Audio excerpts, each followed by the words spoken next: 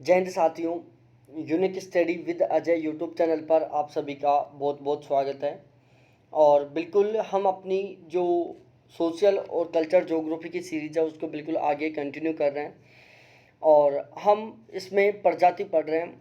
कल मैंने प्रजाति और जाति दोनों के बारे में पढ़ाया था आपको कि जाति क्या होती है, प्रजाति क्या होती है। तो अब आपको एक क्वेश्चन का जवाब देना है कि प्रजाति जाति का उपसमुच्चय होता है। देखो, मैं दो लाइनें बोल रहा हूँ, दो स्टेटमेंट बोल रहा हूँ, उन दोनों में से आपको बताना कि कौन सा सही है। स्टेटमेंट फर्स्ट, जाति प्रजाति का उपसमुच्चय होता है। स्टेटमेंट सेकंड, प्रजाति जाति का उपसमुच्चय होता है। ठीक है, स्टेटमेंट फर्स्ट दोबारा से मैं रिपीट कर रहा हूँ। अब इस स्टेटमेंट के अनुसार आपको आंसर देना है, जाति प्रजाति का उपसमुच्चय होता है। स्टेटमेंट सेकंड, प्रजाति जाति का उपसमुच्चय होता है। दोनों में से कौन सा ठीक है ये आपको बताना है। अब हम बात करते हैं बालों की बनावट के आधार पर। देखो, जैसे अभी तक हमने पढ़ा था कद के आधार पर टोपिनाड मोदे ने प्रजातियों का वर्गीकरण किया था, और जो कद के आधार पर टोपिनाड मोदे ने प्रजातियों का वर्गीकरण किया था उसमें मैंने आपको बता दिया था। देखो, कद के आधार पर टोपिनाड ने भी किया था और हेडन ने भी किया था। ठीक है, ये आपको ध्यान रखना है।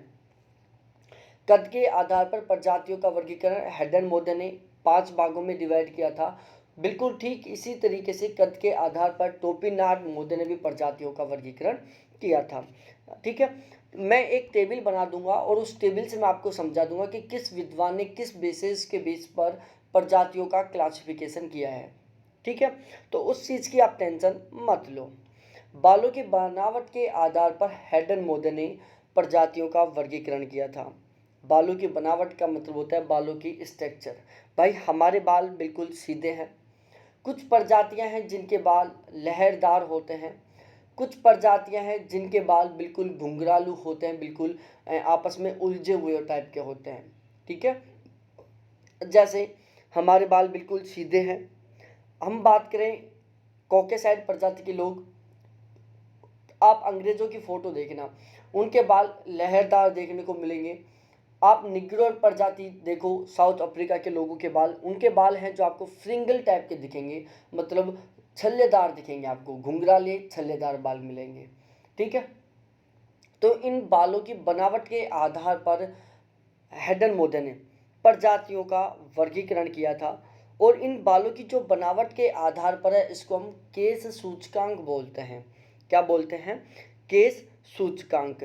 तो केस सूचकांक के आधार पर प्रजातियों का वर्गीकरण हेडन मोदे ने किया था। किसने किया था? हेडन मोदे ने। अब हेडन मोदे ने बताया प्यारे साथियों कि निग्रेटो प्रजाति का केस सूचकांक सबसे कम 40 होता है, वहीं मंगोल प्रजाति का केस सूचकांक सबसे ज़्यादा 80 होता है। ठीक है, किसने बताया था? हेडन मोदे ने। हेडन मोदे ने बताया कि केस सूचकांक की जो वैल्यू है वो निग्रेटो प्रजाति की सबसे कम 40 से कम होता है, वहीं मंगोल प्रजाति की सबसे ज़्यादा 80 से अधिक होती है। ठीक है, अब हम थोड़ा आगे बढ़ते हैं इसमें, और यहाँ पर मैं आपको बताता हूँ। देखो, एक तो छल्लेदार बाल होते हैं जिसको हम फ्रिंगल टाइप के बाल बोलते हैं, छल्लेदार, या जिनको हम उलझे हुए बाल बोल सकते हैं। भेड़ के समान जो भेड़ के बाल होते हैं ना, बिल्कुल इसी तरीके के होते हैं। आप साउथ अफ्रीका के लोगों का बाल देख सकते हैं। उसके बाद होता है लहरदार बाल, ये लहरनुमा टाइप के होते हैं। ठीक है ना, लहरनुमा का मतलब होता है कुछ इस तरीके से होता है। और एक होते हैं बिल्कुल सीधे बाल, जैसे हमारे बाल हैं बिल्कुल सीधे हैं, इनमें कोई लहर नहीं पड़ी हुई। तो छल्लेदार बाल हैं निग्रोइड प्रजाति के, लहरदार बाल हैं कोकेसाइड प्रजाति के, और बिल्कुल सीधे बाल हैं मंगोलाइड प्रजाति के।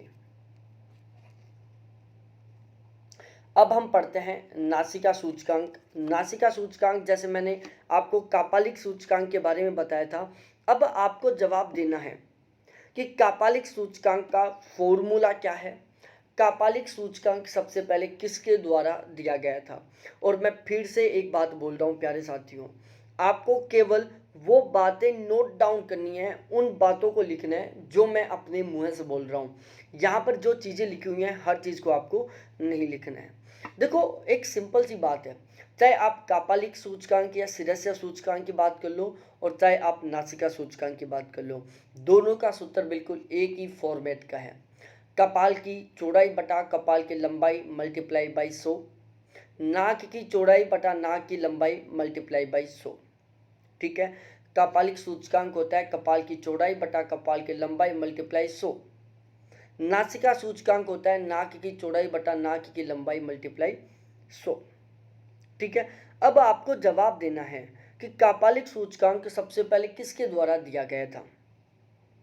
ठीक है, नासिका सूचकांक हैडन मोदे ने नासिका सूचकांक के आधार पर प्रजातियों को टोटल 5 भागों में डिवाइड किया था, जिसमें सबसे पहले आ जाता है 55, 70 और 85। आपको केवल ये 3 वैल्यू याद करनी है, 55, 70 और 85। इन 3 वैल्यूओं के बेस पर मैं आपको ये सारे के सारे जो कपालिक सूचकांक हैं इनको मैं समझा दूंगा। सॉरी, 100 और याद करना है। ठीक है, कौन कौन से हैं? 55, 70, 85 और 100। 55, 70, 85 और 100। ठीक है, जिनका नासा वैल्यू की जो नासिका सूचकांक का जो वैल्यू है 55 से कम होता है, उनकी नाक क्या होती है? बिल्कुल बहुत पतली होती है। ठीक है, उनकी चौड़ाई कम होती है। और मैंने कल आपको एग्जाम्पल से समझाया था, यदि चौड़ाई का मान बढ़ता है लंबाई का मान घटता है, चौड़ाई का मान अधिक होता है लंबाई का मान कम होता है, तो चाहे वो कपाल हो चाहे वो क्या हो, नासिका हो, उनकी चौड़ाई अधिक होगी। और यदि नाक की लंबाई का वैल्यू बढ़ती है चौड़ाई की वैल्यू कम होती है, तो ओवरऑल जो नाक की लंबाई है वो अधिक होगी, कपालिक सूचकांक की लंबाई अधिक होगी। ठीक है, तो जिनका नासिका सूचकांक की वैल्यू 55 से कम होती है उनका नाक बिल्कुल पतला होता है। जिनके नासिका सूचकांक की वैल्यू 55 से 70 के बीच में होती है उनका नाक पतली नासिका होता है। जिनका 70 से 85 के बीच में होता है उनका नाक मध्यम साइज का होता है। जिनका नासिका सूचकांक का वैल्यू 85 से 100 के बीच में होता है उनकी नाक चौड़ी होती है। और जिनके नासिका सूचकांक की वैल्यू 100 से अधिक होती है, भाई लोगों, उनका नाक बहुत ज़्यादा चौड़ा होता है। ठीक है, अब यहाँ पर हम कुछ चीज़ें पढ़ लेते हैं। देखो, यहाँ पर आपको ध्यान रखना है, मंगोलियन प्रजाति के लोगों का नाक मध्यम चौड़ाई का होता है। कोकेशियन और नार्डिक प्रजाति के लोगों का नाक पतला होता है। और निग्रोइड प्रजाति के लोगों का नाक बहुत ही चौड़ा होता है। आप अफ्रीकन लोगों के नाक देखो, जो अफ्रीकन हैं उनके बाल क्या होते हैं? घुंघरालू होते हैं, फ्रिंगल टाइप के होते हैं, भेड़ के आकार के, भेड़ के बालों के जैसे होते हैं। उनके नाक यहाँ से बहुत ज़्यादा चौड़े होते हैं, जैसे ऐसे कुछ इस तरीके से बिल्कुल चौड़े होते हैं। यहाँ पर ये जो भाग है ना, उनके नाक का बहुत चौड़ा होता है और ये जो ऊंचाई है वो कम होती है निग्रोइड की। हम मंगोलाइन हैं जो बीच के बिल्कुल मध्यम साइज के हैं, ना हमारा ज़्यादा चौड़ा होता ना हमारा ज़्यादा ऊंचा होता है, बिल्कुल बहुत प्यारा सा नाक होता है। बिल्कुल ठीक उसी तरीके से हमारा जो मंगोलाइड प्रजाति है उनका जो कपाल है वो भी बहुत प्यारा होता है, ना ज़्यादा चौड़ा होता है ना ज़्यादा पतला होता है। ठीक है, और जो कोकेसाइड प्रजाति के लोग हैं जिनको हम यूरोपियन बोलते हैं, उनके जो नाक है ना वो ऊपर उठी हुई होती है। आप अंग्रेज़ों के नाक देखो, आप गूगल पर सर्च करो अंग्रेज़ों की फ़ोटो, तो उसमें जब आप अंग्रेज़ों की नाक देखोगे ना तो ये बहुत पतली सी ऊपर निकली हुई होती है। ठीक है ना, उनका ये वाला जो भाग होता है वो सकरा होता है और ये वाला जो भाग है वो बहुत ऊपर उठा हुआ होता है। ठीक है, उसके बाद हम बात करते हैं कपालधारिता के बारे में। देखो, कपालधारिता क्या होती है? कपालधारिता क्या होती है, सबसे पहली बात बता दूं मैं, ये सबसे वैल्यूएबल, क्या सबसे वैल्यूएबल सूचकांक है। ये वैल्यूएबल का मतलब होता है सबसे सटीक सूचकांक है, ये सबसे ज़्यादा मान्य माने जाने वाला सूचकांक है। ये कौन सा? कपालधारिता। कपालधारिता है जो एक जीवित प्राणी का नहीं निकाला जा सकता। कपालधारिता के लिए एक मृत प्राणी की आवश्यकता होती है। इसमें क्या होता है, हमारा जो सिर होता है, ठीक है, इस सिर के अंदर क्या भरा जाता है? या तो सरसों भरी जाती है, या फिर सरसों का तेल भरा जाता है, या फिर जल भरा जाता है। ठीक है ना। और फिर उसके आधार पर प्रजातियों का वर्गीकरण किया जाता है। तो जो कपालधारिता है ये मृत प्राणी की निकाली जाती है। जीवित प्राणी का कपालधारिता निकालना बिल्कुल इम्पॉसिबल है। कपालधारिता है जो एक बहुत ज़्यादा वैल्यूएबल, बहुत ज़्यादा महत्वपूर्ण, बहुत ज़्यादा सटीक एक प्रमाण है प्रजातियों के क्लासिफिकेशन का। ठीक है। जो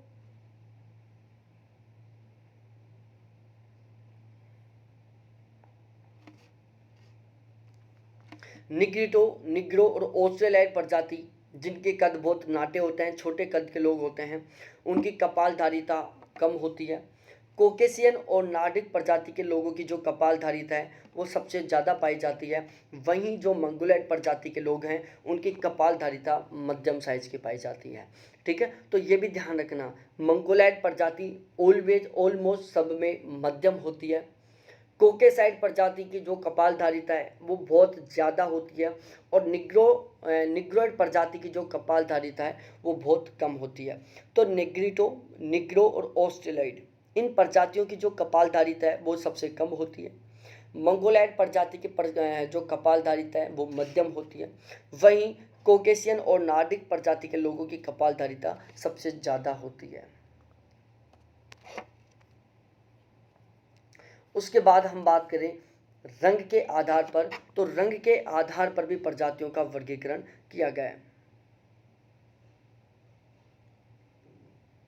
आंखों का रंग हो सकता है, बालों का रंग हो सकता है, और इसके अलावा त्वचा का रंग हो सकता है। इन सभी के आधार पर प्रजातियों में विभिन्नता पाई जाती है।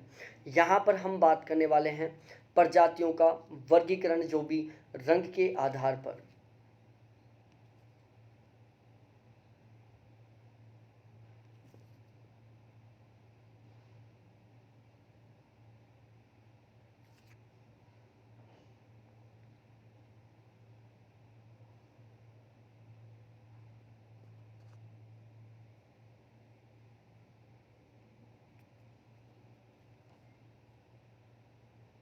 देखो, इसको भी आप केवल फ़ोटो के आधार पर पढ़ सकते हो।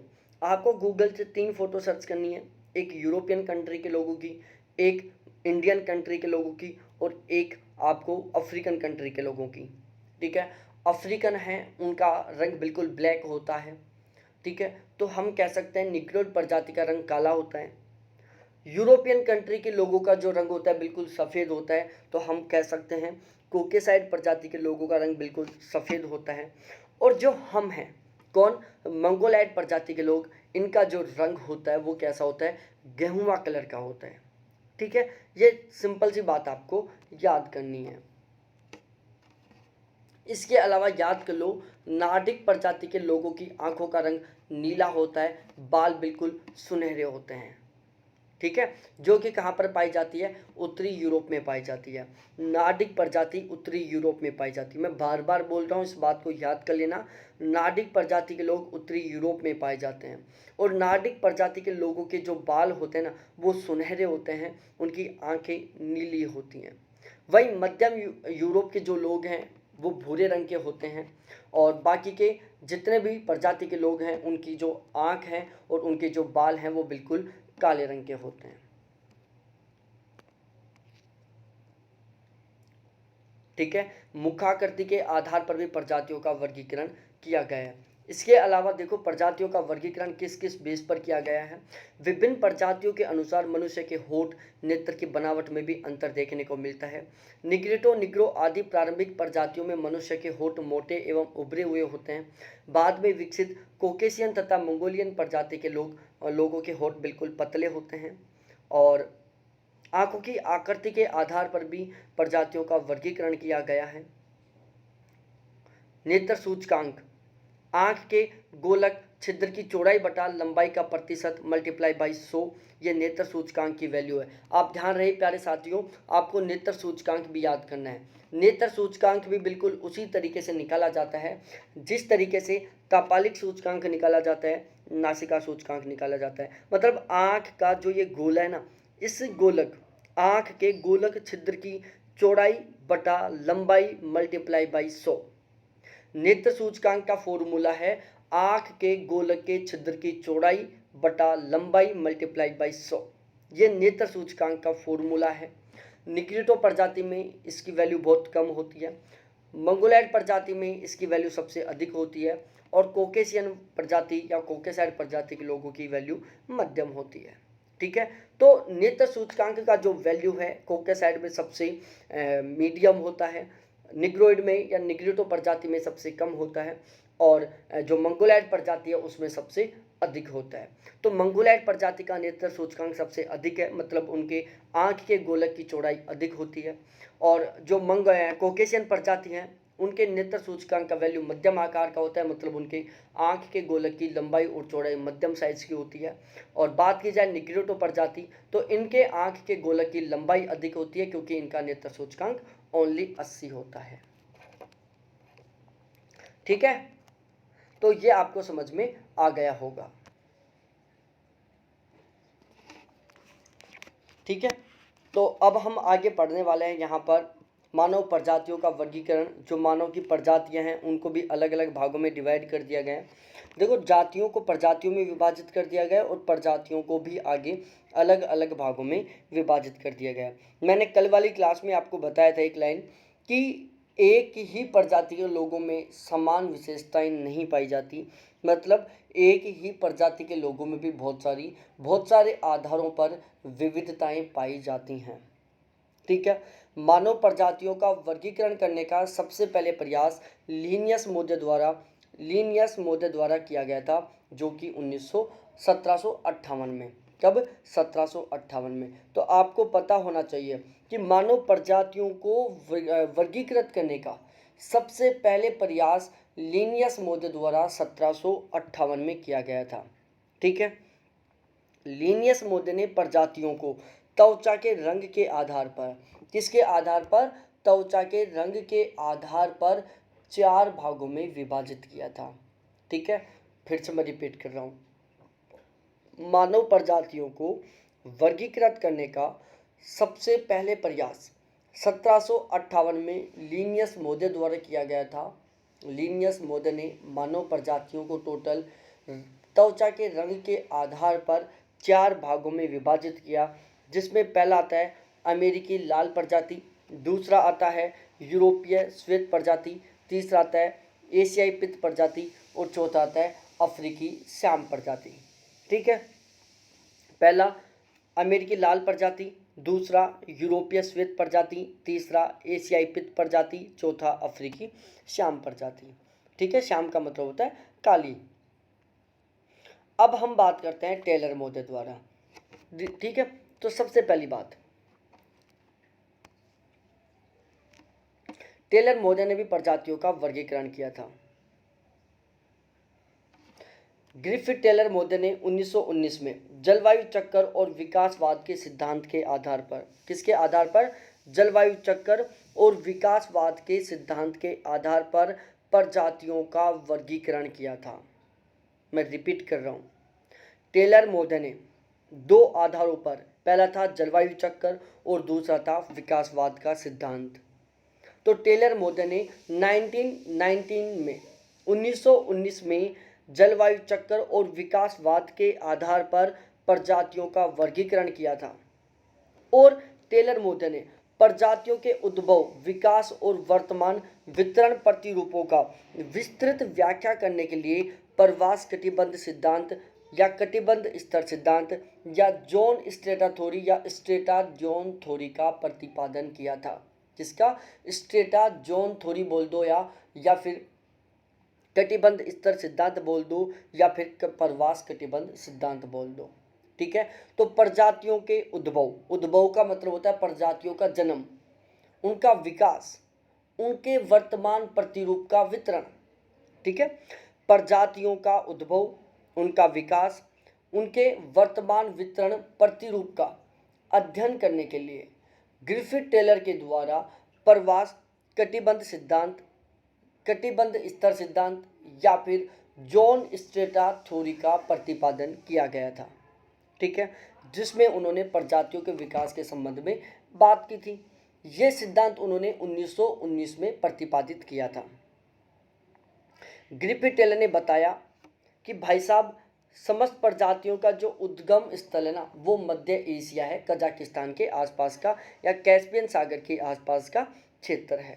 ठीक है, तो ग्रिफिथ टेलर ने बताया कि समस्त प्रजातियों का जो उद्गम स्थल है ना वो मध्य एशिया है। क्या है? मध्य एशिया।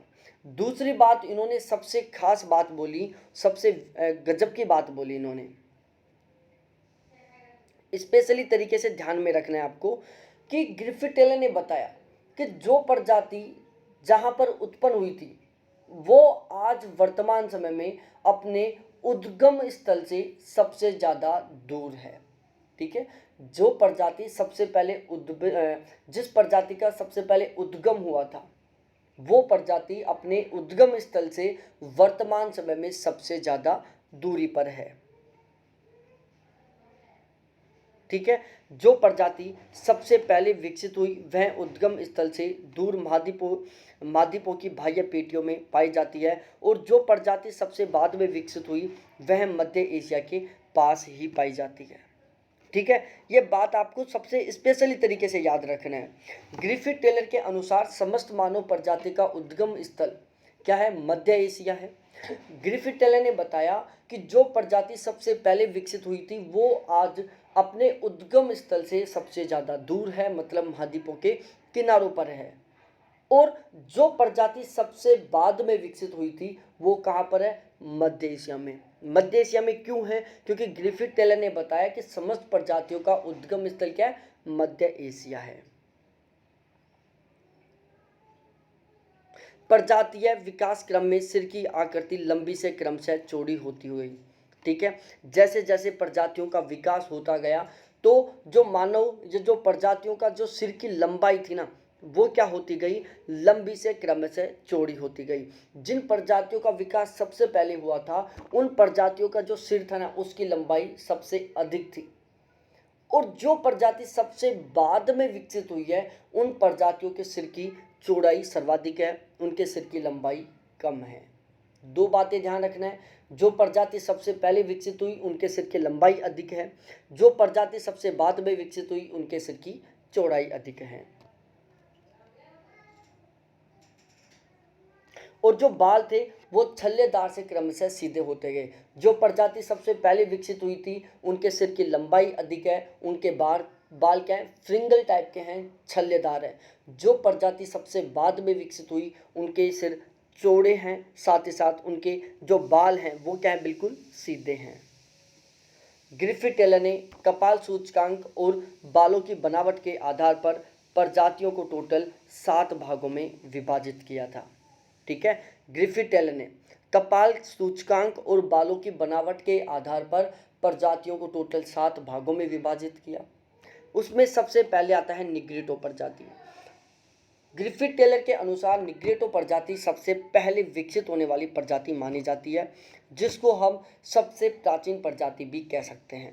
ग्रिफिथ टेलर के अनुसार सबसे पहले कौन सी प्रजाति विकसित हुई थी? निग्रिटो, जिसको हम सबसे प्राचीन प्रजाति भी कह सकते हैं।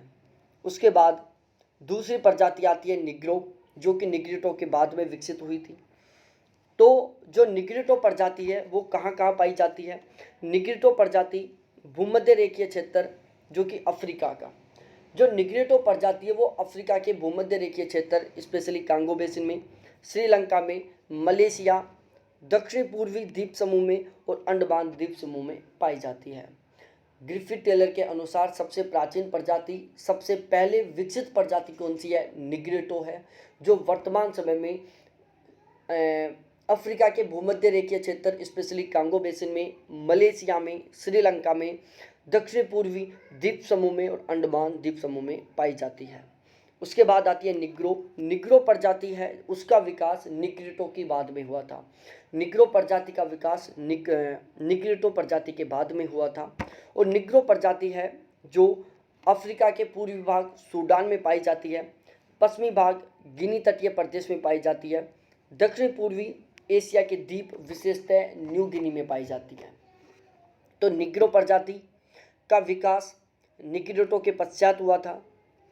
यह उष्णकटिबंधीय क्षेत्र अफ्रीका के पूर्वी भाग सूडान एवं अफ्रीका के पश्चिमी भाग गिनी तटीय प्रदेश, दक्षिण पूर्वी एशिया जिसमें स्पेशली न्यू गिनी में पाई जाती है। उसके बाद आते हैं ऑस्ट्रेलाइड प्रजाति। ऑस्ट्रेलाइड प्रजाति का विकास था जो निग्रो प्रजाति के बाद में हुआ था। ग्रिफिथ टेलर के अनुसार ऑस्ट्रेलाइड प्रजाति तीसरी सबसे प्राचीन प्रजाति मानी जाती है। और ऑस्ट्रेलाइड प्रजाति का जो विकास है या ऑस्ट्रेलाइड प्रजाति है जो ऑस्ट्रेलिया में फैली हुई है,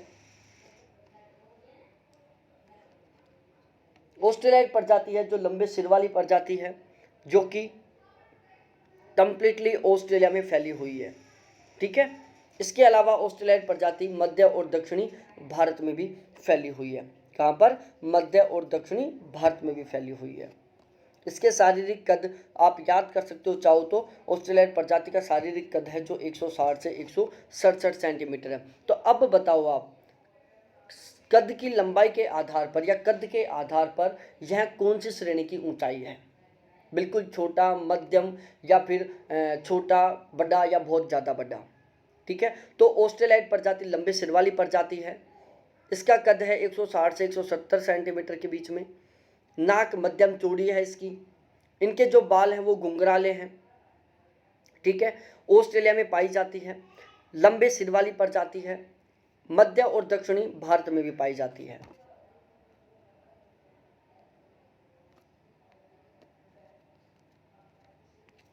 भूमध्य सागरीय प्रजाति, ये टेलर मोदे के अनुसार विकसित चौथी सबसे प्राचीन प्रजाति है। और इनके बारे में आपको ज़्यादा याद नहीं करना कि भूमध्य सागरीय प्रजाति के सिर कैसा है, अभी इतना डीपली पेपर नहीं आ रहा है। ठीक है, तो आपको ये याद रखना है कि भूमध्य सागरीय प्रजाति है जो भूमध्य सागरीय क्षेत्र में पाई जाती है। इसका विस्तार भूमध्य सागर के निकटवर्ती क्षेत्र में पाया जाता है।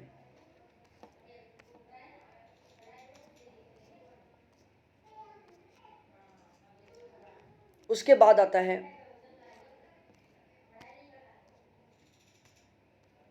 उसके बाद आती है नॉर्डिक प्रजाति। नॉर्डिक प्रजाति है जो उत्तरी पश्चिमी यूरोप में फैली हुई है। ठीक है, और साथ ही साथ नार्डिक प्रजाति है। जो नार्डिक प्रजाति के बारे में बताऊं तो नार्डिक प्रजाति के बारे में प्यारे साथियों,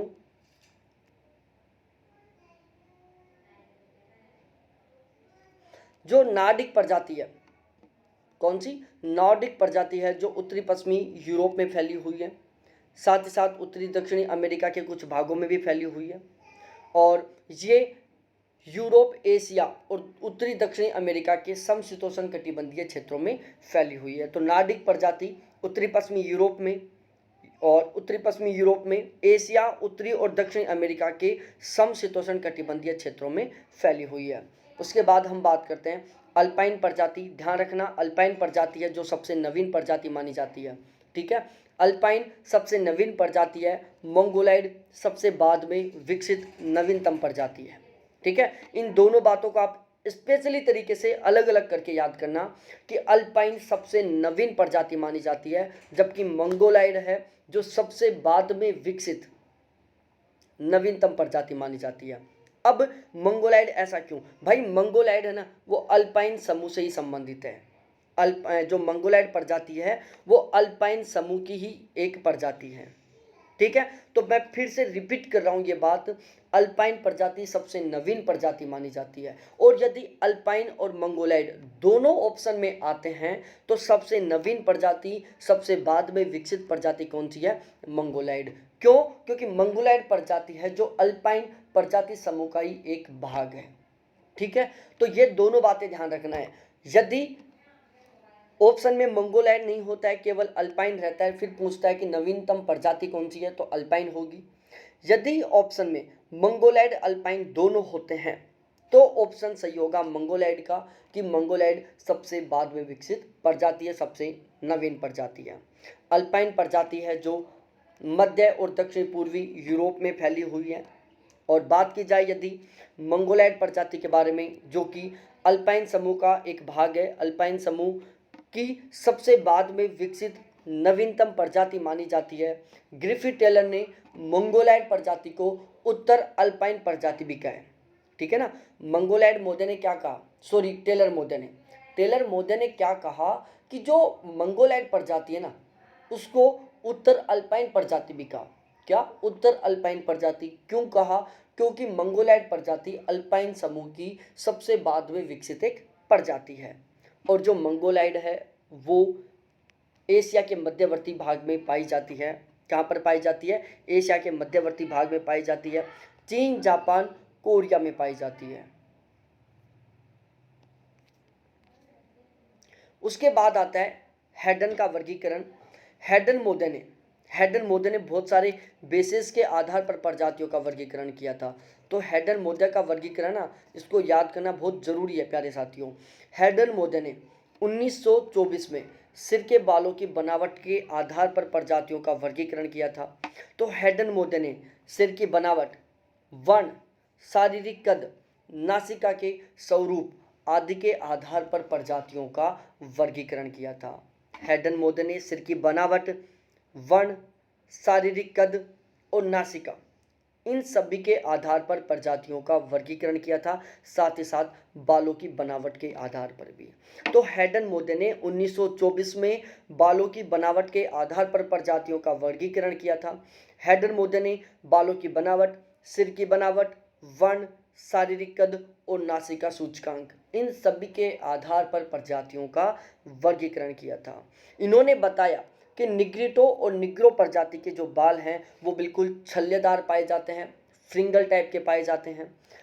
और इसके अलावा जो कोकेसाइड प्रजाति हैं उनके जो बाल हैं वो बिल्कुल लहरदार पाए जाते हैं, और साथ ही साथ जो मंगोलाइड प्रजाति हैं उनके बाल बिल्कुल सीधे पाए जाते हैं। ठीक है। उसके बाद आता है क्रोबर मोदे ने त्वचा के आधार पर प्रजातियों का वर्गीकरण किया। ठीक है।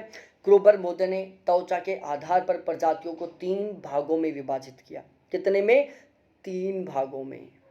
कोकेशियन प्रजाति, इनका जो कलर होता है बिल्कुल सफ़ेद होता है, बिल्कुल वाइट कलर के लोग होते हैं, जो कि उत्तरी यूरोप में पाए जाते हैं या यूरोप में पाए जाते हैं।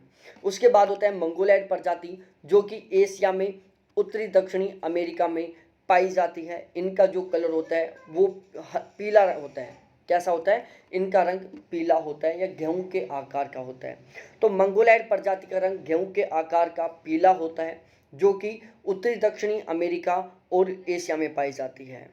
ठीक है। और निग्रोइड प्रजाति, इनका रंग होता है जो बिल्कुल काला होता है, जो कि अफ्रीका में पाई जाती है निग्रोइड प्रजाति। ठीक है। तो काले रंग की निग्रोइड प्रजाति अफ्रीका में पाई जाती है, पीले रंग की मंगोलाइड प्रजाति एशिया, उत्तरी दक्षिण अमेरिका में पाई जाती है, श्वेत रंग की कोकेसाइड प्रजाति यूरोप में पाई जाती है क्रोबर मोदे के अनुसार। क्रोबर के मतानुसार उपरोक्त 3 वर्गों के अंतर्गत विश्व की अधिकांश जनसंख्या प्रजातियां वर्ग समाहित हैं। और अब ध्यान रखना है आपको, केवल क्या क्या चीज़ें ध्यान रखनी है यहाँ पर, बहुत कुछ नहीं याद रखना। देखो, आइनू जनजाति है या आइनू प्रजाति है जो जापान में पाई जाती है, वेदा श्रीलंका में पाई जाती है, इरूला श्रीलंका में पाई जाती है, कोलरियन श्रीलंका में पाई जाती है। ठीक है। तो कोलरियन, वेदा और इरूला श्रीलंका में पाई जाती हैं, आइनू जापान में पाई जाती हैं। ठीक है। तो इस तरीके से ये हमारा प्रजातियों का वर्गीकरण था कुछ अलग अलग विद्वानों के आधार पर। अब हम कल पढ़ेंगे विश्व के प्रमुख मानव प्रजातियों के बारे में कि कौन सी प्रजाति कौन से देश में पाई जाती है, इसके बारे में। ठीक है। तो बहुत बहुत धन्यवाद आपको देखने के लिए। Thanks, bye. आज की क्लास आपको प्रॉपर वे में समझ में आ गई होगी। ठीक है, बाय। फिर मिलते हैं नेक्स्ट डे नेक्स्ट क्लास में।